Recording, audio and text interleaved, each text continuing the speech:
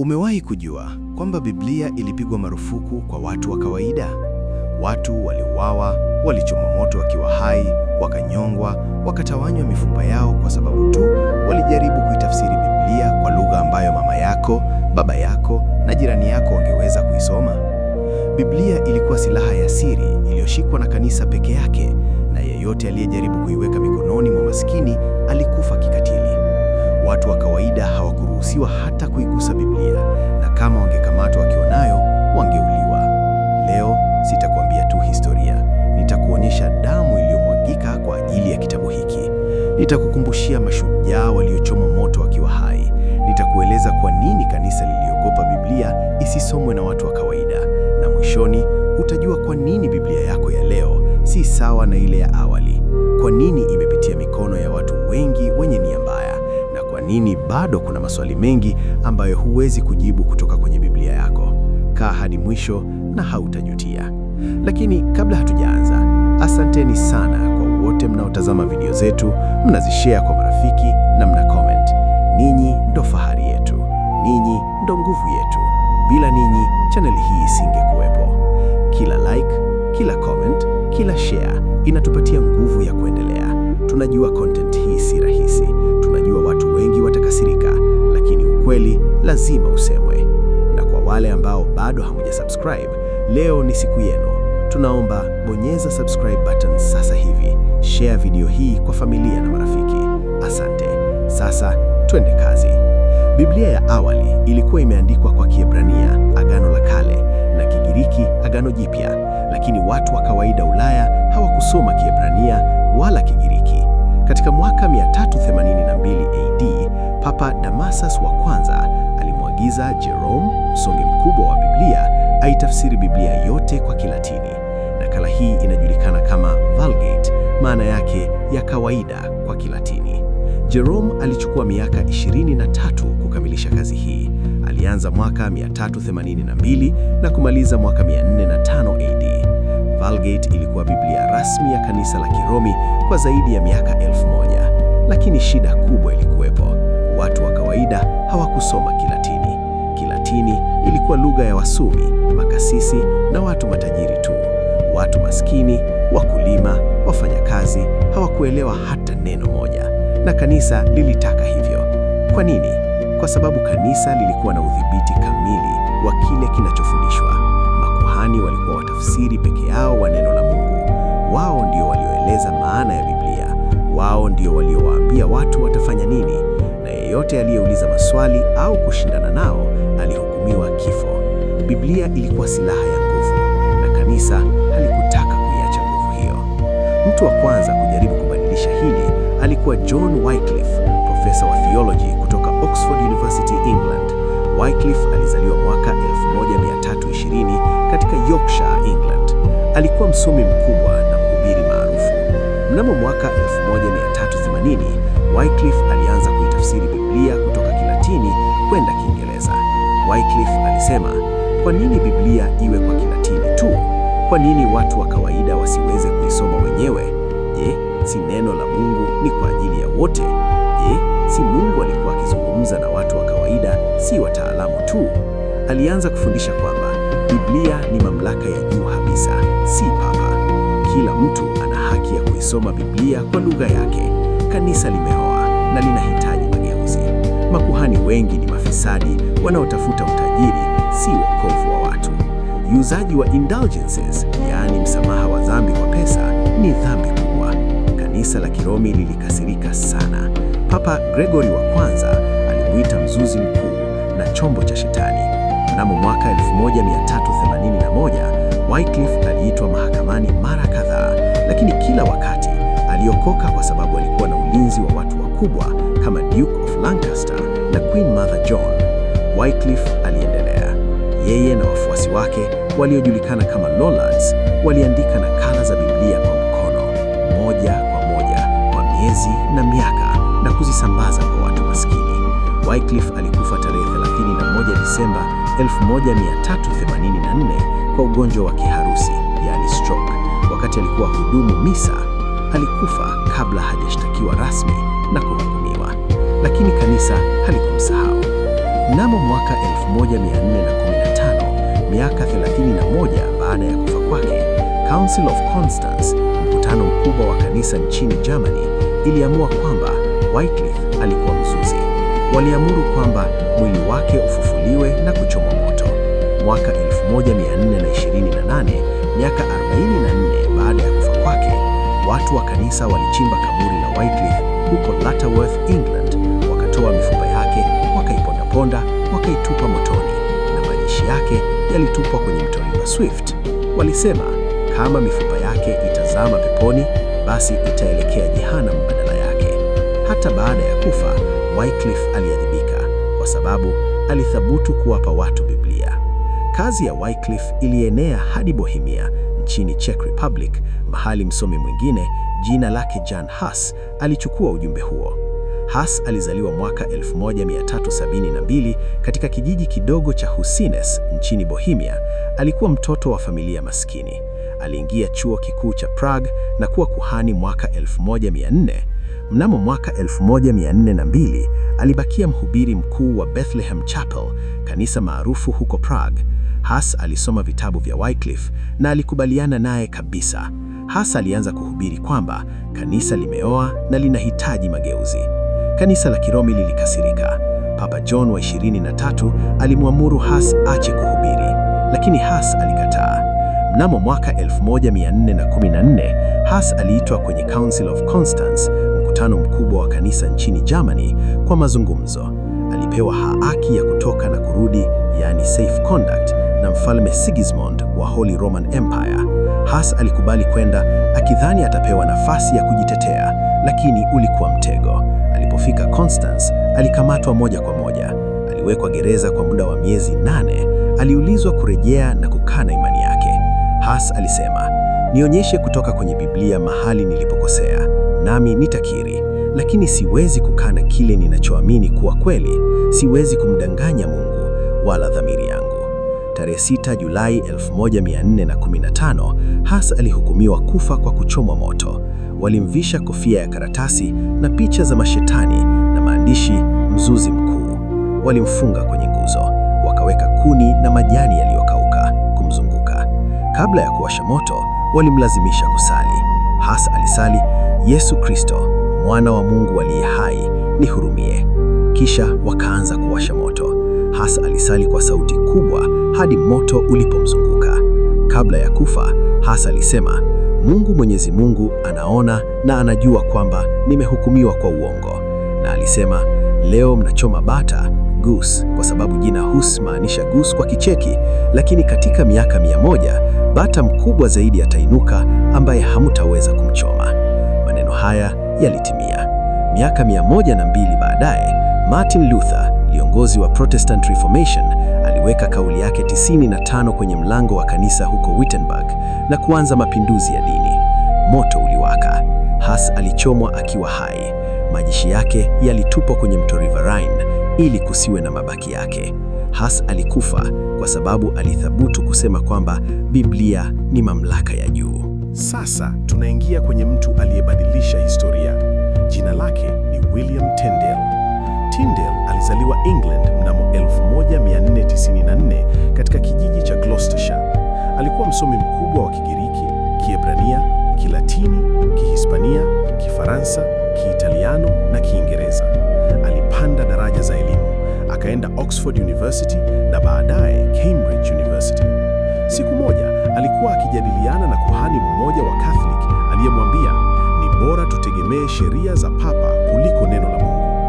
Tyndale alikasirika sana, akasema, naahidi kwamba kama Mungu atanipatia maisha, mimi nitafanya mkulima wa England ajue maandiko zaidi kuliko wewe unavyojua. Na akaanza kazi yake. Tyndale alitaka kuitafsiri Biblia kwa Kiingereza, si kutoka Kilatini, bali kutoka lugha za asili, Kiebrania, Agano la Kale, na Kigiriki, Agano Jipya. Hii ilikuwa kazi kubwa na hatari sana, lakini kwa England ilikuwa hatari zaidi. Kanisa la Rumi na King Henry wa 8 walipiga marufuku tafsiri zote za Biblia kwa Kiingereza.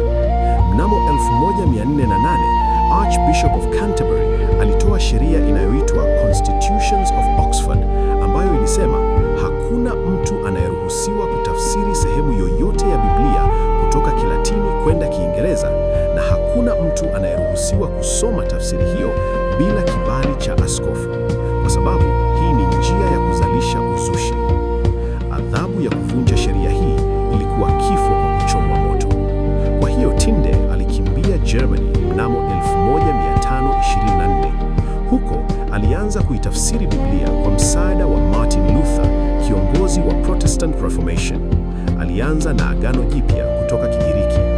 Mnamo 1526, Biblia ya kwanza ya Kiingereza iliyotafsiriwa moja kwa moja kutoka Kigiriki ilichapishwa huko Worms, Germany. Nakala 6,000 zilichapishwa. Nakala zilisambazwa kwa siri kwenda England. Zilifichwa kwenye magunia ya ngano, mitungi ya divai, mifuko ya bidhaa na hata kwenye nguo. Watu waliziogopa na kuzipenda kwa wakati mmoja. Lakini King Henry wa VIII na Cardinal Thomas Wolsey na Bishop Cuthbert Tunstall walitaka kuziteketeza zote. Waliwaamuru polisi wachunge bandari, watafute kila nyumba, wakamate yeyote mwenye Biblia ya Tyndale. Maelfu ya nakala zilichomwa hadharani huko St. Paul's Cathedral na mahali pengine. Bishop Tunstall alisema, Biblia hii ya Tyndale ina makosa zaidi ya 2,000, ni hatari kwa watu, lazima iteketezwe. Lakini haikuwa kweli. Tyndale aliendelea, alianza kutafsiri Agano la Kale kutoka Kiebrania. Kazi ya Tyndale ilipelekea watu wengine kufa kikatili. Thomas Hitton, kuhani mmoja aliyekuwa anasambaza Biblia za Tyndale, alikamatwa mnamo 1530. Aliulizwa aitoe Biblia na kukana imani yake. Alikataa. Alisema, ninaamini kila neno lililomo kwenye Biblia hii, sitakana ukweli. Alihukumiwa kuchomwa moto tarehe 23 Februari 1530 huko Maidstone, England. Alichomwa akiwa hai. Watu walitazama wakiomboleza. Hitton alisali hadi moto ulipomzunguka na alikufa. Mwingine alikuwa Richard Balefield, rafiki aliyeacha anisa na kuwa msambazaji wa Biblia za Tyndale. Balefield alisafirisha nakala za Biblia kutoka Germany kwenda England mara kadhaa. Alikamatwa mwaka 1531 akiwa na Biblia nyingi za Tyndale na vitabu vingine vya Protestant. Aliulizwa aitoe Biblia na kukana. Alikataa. Alihukumiwa kuchomwa moto huko Smithfield, London, tarehe 20 Disemba 1531. Alichomwa akiwa hai. Jacob van Layersveld, mchapishaji wa Biblia ya Kiholanzi, Dutch, alizungumza dhidi ya kanisa la Catholic na kusambaza Biblia kwa Kiholanzi. Alikamatwa na kuhukumiwa kifo mnamo mwaka 1545. Alikatwa kichwa huko Antwerp, Belgium. Wote hawa walikufa kwa sababu ya Biblia. Hebu tutazame vizuri kifo cha Tyndale aliyenyongwewa na kuchomwa moto. Mnamo mwaka 1535, Tyndale alikuwa akiishi Antwerp, Belgium, akiendelea na kazi yake ya kutafsiri Agano la Kale. Lakini mzushi mmoja, jina lake ni Henry Phillips, aliyefanya kazi kwa King Henry wa VIII, alimrubuni Tyndale. Phillips alikuwa mzuri wa maneno na wa kuvutia. Alimjia Tyndale akimwambia, mimi ni rafiki, ninaamini kazi yako, ninataka kukusaidia. Tyndale alimwamini. Siku moja, Phillips alimwongoza Tyndale kwenda kula chakula. Wakati wakitoka nje, polisi walikuwa wanawengea. Phillips alimdanganya Tyndale, akamsababishia kukamatwa na polisi wa Belgium.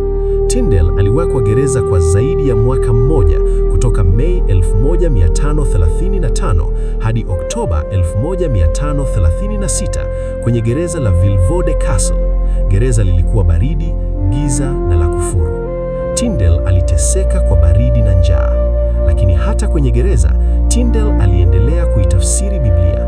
Mnamo Agosti 1536, Tyndale aliandika barua kwa gavana wa gereza akimwomba, naomba Bwana, kwa rehema ya Yesu Kristo, niletee kofia ya tatu ya kutunzia kichwa, kwani ninaumwa sana kwa baridi ya chumba hiki. Naomba pia niletee taa ya wakati wa jioni, kwani ni vigumu kusoma gizani. Lakini zaidi ya yote, naomba niletee Biblia yangu ya Kiebrania, kamusi yangu ya Kiebrania na kitabu changu cha Kigiriki ili niweze kutumia muda wangu hapa kwa manufaa. Hata gerezani, Tyndale alitaka kuendelea na kazi ya Mungu. Mnamo 6 Oktoba 1536, Tyndale alinyongwewa nje ya gereza. Ilikuwaje? Kwanza, walimnyonga kwa kamba ili amalizwe haraka na asiteseke sana kwenye moto. Kisha walimfunga kwenye nguzo na walimchoma moto. Kabla ya kufa, Tyndale alisali kwa sauti lao na maneno yake ya mwisho yalikuwa, Bwana, yafungue macho ya mfalme wa England. Na Tyndale alikufa. Alikuwa na miaka 42 tu, lakini kazi yake haikufa. Miaka 3 baadaye, mwaka 1539, King Henry wa VIII aliruhusu tafsiri ya Biblia kwa Kiingereza inayojulikana kama Great Bible, kazi ambayo ilitegemea sana tafsiri ya Tyndale. Na miaka 75 baadaye, mwaka 1611, King James Version, KJV, ilichapishwa, Biblia maarufu zaidi duniani, na zaidi ya 80% ya maneno yake yalikuwa kutoka tafsiri ya Tyndale. Damu ya Tyndale haikumwagika bure. Sasa hebu tutazame kwa nini kanisa lilikataza Biblia. Sababu kuu ni 4. Moja, udhibiti wa nguvu. Kanisa lilikuwa na udhibiti kamili wa kile kinachofundishwa. Makuhani ndio walioeleza Biblia, wao ndio walioamua maana yake. Walisema Mungu amesema hivi, lakini hakuna aliyeweza kuhakiki kwa sababu hakuna aliyeweza kusoma Biblia mwenyewe. Kama watu wangeweza kuisoma mwenyewe, wangeweza kuuliza maswali. Wangesema, lakini Biblia haisemi hivyo, unasema uongo, na kanisa lingelipoteza nguvu yake. 2. Biashara ya indulgences. Kanisa lilikuwa linauza indulgences, karatasi ambazo zilisema kwamba dhambi zako zimesamehewa kama ukilipa pesa. Walisema lipa pesa na mama yako atoke kwenye purgatory, yaani mahali pa mateso, na kwenda mbinguni. Watu wa maskini walilipa pesa nyingi kwa sababu waliogopa mateso ya milele. Lakini Biblia haisemi hivyo. Kama watu wangesoma hilo, kanisa lingelipoteza mapato yake makubwa. 3. Kulinda mamlaka ya papa. Kanisa lilisema papa ni asiyekosea, doctrine ya papa infallibility, na kwamba amri zake ni sawa na amri za Mungu. Lakini Biblia haisemi hivyo. Biblia inasema Kristo ndiye kichwa cha kanisa, yeye mwenyewe ni mwokozi wa mwili. Waefeso 5:23. Biblia inasema Kristo peke yake ndiye kichwa cha kanisa, si papa. Kama watu wangesoma hilo, wangeuliza, kwa nini tunamtii papa kama Mungu? Yeye ni mtu tu. 4. Uoga wa mageuzi. Kanisa lilijua kwamba kama watu wangesoma Biblia wenyewe, wangejua kwamba kanisa limegeuka mbali na mafundisho ya asili. Kanisa lilisema lazima upitie kanisa, lazima ukiri dhambi kwa kuhani, lazima ulipe pesa, lazima ufuate sheria zetu. Kama watu wangesoma Biblia, wangeona kwamba kanisa limeweka mizigo iliyozoidi ile ya Mungu. Na hivyo ndiyo ilivyotokea Protestant Reformation. Ilianza mnamo mwaka 1517 kwa sababu watu walisoma Biblia na kuona ukweli. Msikilizaji wangu, ni kushukuru kama unanisikiliza hadi wakati huu. Ubarikiwe sana. Tuendelee. Hebu tujiulize, Biblia ya leo ni salama? Sasa, hapa ndipo jambo zito linaingia. Biblia yako ya leo imepitia mikono ya watu wengi sana.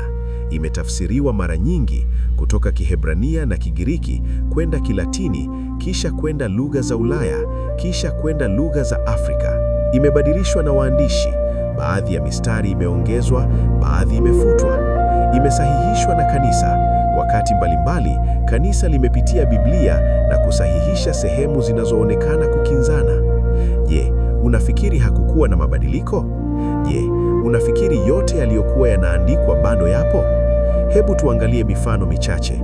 1. Mwanamke aliyekamatwa kwa uzinzi. Yohana 7 mstari wa 53 hadi 11. Hadithi hii maarufu ya Yesu akiokoa mwanamke aliyekamatwa kwa uzinzi haikuwepo kwenye nakala za zamani za Injili ya Yohana. Watafiti wanasema iliongezwa baadaye, labda katika karne ya 4 au ya 5 AD.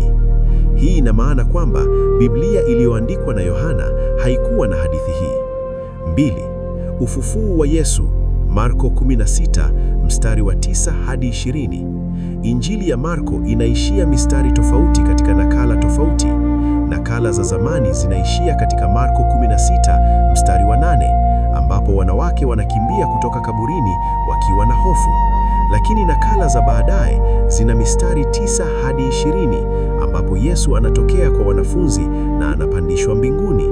Watafiti wanasema mistari 9 hadi 20 iliongezwa baadaye, labda katika karne ya pili AD. 3. Utatu Mtakatifu, yani Trinity. 1 John 5 verse 7. Katika King James Version tunasoma, kwa maana wapo watatu washuhudia mbinguni, Baba, Neno na Roho Mtakatifu, na hawa watatu ni mmoja. 1 John 5 verse 7. Lakini mistari hii haikuwepo kwenye nakala za zamani za Kigiriki. Watafiti wanasema iliongezwa katika karne ya 4 au ya 5 AD na mwandishi aliyetaka kusaidia mafundisho ya utatu, na baadaye ilifutwa katika tafsiri za kisasa kama NIV, ESV na NRSV. 4. Vitabu vilivyofutwa. Je, unajua kwamba Biblia yako ya leo haina vitabu vingi vilivyokuwa kwenye Biblia ya zamani? Vitabu hivi vinajulikana kwa Apocrypha au Deuterocanonical books, mfano Tobit, Judith, Wisdom of Solomon, Sirach au Ecclesiasticus, Baruch, Maccabees 1 na 2. Vitabu hivi vilikuwa kwenye Vulgate, yani Biblia ya Kilatini, na vilikuwa vinasomwa na Wakristo kwa miaka 1000 na zaidi. Lakini wakati wa Protestant Reformation, Martin Luther aliamua kwamba vitabu hivi havifai kuwa kwenye Biblia kwa sababu havikuandikwa kwa Kiebrania. Tutavijadili hapa. Na Protestant Bibles kama KJV, NIV na ESV zikavifuta, lakini Catholic Bibles bado inavyo ndani. Hii ina maana kwamba Catholic na Protestant hawana Biblia sawa. Hapa kuna maswali ambayo lazima ujiulize. Ukisoma Biblia yako kwa makini, utaona maswali mengi. Kwa nini kuna mistari inayokinzana? Mfano, Samueli wa pili 24 mstari wa 1 inasema, Bwana alikasirika na Israeli, akamchochea Daudi dhidi yao, akisema, nenda uwahesabu Israeli na Yuda. Lakini Maombo ya Nyakati 21 mstari wa 1 inasema, Setani akasimama dhidi ya Israeli, akamchochea Daudi awahesabu Israeli. Je, ni Bwana au Setani aliyemchochea Daudi? Kwa nini baadhi ya hadithi zinaonekana kuongezwa baadaye? Kwa nini vitabu vingine vilifutwa? Kwa nini tafsiri tofauti zinasema mambo tofauti? Mfano, KJV inasema thou shalt not kill, yani usiue, lakini NIV inasema you shall not murder, yani usimuue. Kuna tofauti kubwa kati ya kill na murder. Kwa nini kanisa lilitaka kuficha Biblia? Hii siyo kusema Biblia ni potofu. Hii ni kusema kwamba lazima uisome kwa akili, siyo kwa ushabiki tu. Tafuta maswali, tafuta majibu. Usikubali tu kwa sababu mchungaji au kanisa limesema hivyo. Biblia ni nzuri sana ukiwa mfuatiliaji. Ndugu yangu, naamini leo umejifunza kitu kubwa. Soma Biblia yako kwa makini, uliza maswali, tafuta ukweli. Usikubali tu kwa sababu mchungaji au kanisa limesema hivyo. Biblia ni nzuri sana ukiwa mfuatiliaji. Kama umeelimishwa leo, bonyeza like button sasa hivi. Kama bado hujasubscribe, ni kuombe subscribe, na kama una maswali, weka comment chini, tutajibu wote. Kaa imara, tafuta ukweli. Tutaonana video